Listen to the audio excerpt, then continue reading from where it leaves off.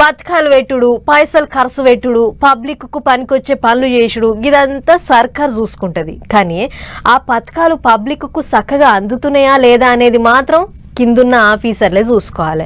కానీ ఎక్కడిది ఇవాళ రేపు ఎక్కడ చూసినా లాపరవా, ఎందులో చూసినా నిర్లక్ష్యం. మరి నెల నెల జీతాలు తీసుకుంటున్న సార్లు అట్లెందుకు పని చేస్తుర్రో, పబ్లిక్ను ఎందుకు గోస పెడుతున్నారో ఎవరికి సమజైతలేదు. ఇక చూడు అసలు ఏమైందో.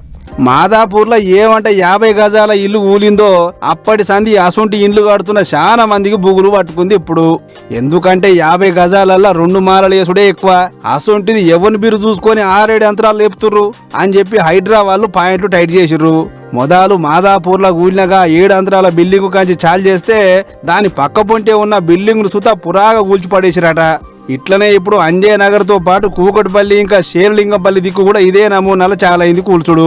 పెద్ద ముచ్చట ఏంటంటే 75 గజాల లోపు జాగల 7 మీటర్ల ఎత్తుకు మించి ఇల్లు కట్టొద్దట. కానీ దళారుగాళ్ళు ఓనర్లను పర్మిషన్ పేరుతో మత్పరిచ్చి బోర్లేస్తారు. 50 గజాలో 60 గజాలో ఎంతనని మీకు నచ్చినని ఫ్లోర్లు వేసుకోరి, ఏ అధికారి మిమ్మల్ని అడగడు, అందుకు మాది జిమ్మదారి మేము ఉన్నాం కదా అని చెప్పి పర్మిషన్ లేని జాగలకు 10 నుంచి 15 లక్షలు గుంజిరట.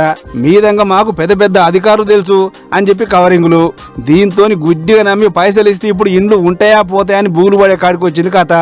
అందులోను కూకట్పల్లి అసొంటి ఏరియాలలో హాస్టల్ బొచ్చడున్నాయి కదా, అవోగా హాస్టల్ దందా చేద్దామని చిన్న చిన్న జాగలలో సుత దొంగ పర్మిషన్లు తెచ్చుకొని మస్తు మంది 5-6 అంతరాలు కట్టిర్రు. ఇప్పుడు గసొంటి అన్ని ఊలగొడుతురని తెలిసేటాలకు లేని బుగులు పట్టుకుంది జనాలకు. సీన్ కట్ చేస్తే హైడ్రా వచ్చి మా ఇల్లు ఊలగొడతట్టుంది, మా పైసలు మాకు ఈరి అని బోకరగాళ్ళకు ఫోన్ కొడితే ఒక్కలు సుత లేపుతలేరట ఫోన్లు. ఇల్లు కట్టుకురు అయిపోయింది మాకేం సంబంధం అని ప్లేట్ ఫిరాయిస్తున్నారట. మరిగా ఇల్లు ఉంటాయా పోతాయా అనేది హైడ్రా చూసుకుంటది గాని సర్కారు రూల్స్ కు తూట్లు పెట్టి కట్టినోళ్ళు మాత్రం ఇష్టపెట్టేదే లేదంటారు అధికారులు. ఇట్లా దొంగ ఇండ్లు 54 గుర్తిస్తే అందులో సోమవారం ఒక్కనాడే 15 ఇండ్లు కథం పట్టించారట. మొత్తం 3 జోన్లలో ఈ కూలగొచ్చే కథ నడుస్తుంది. మరి అందులో మీ ఇల్లు ఉందో లేదో చూసుకోర్రి, ఉంటే మాత్రం పైసలు పోయినట్టే, ఇల్లు పోయినట్టే. ఇక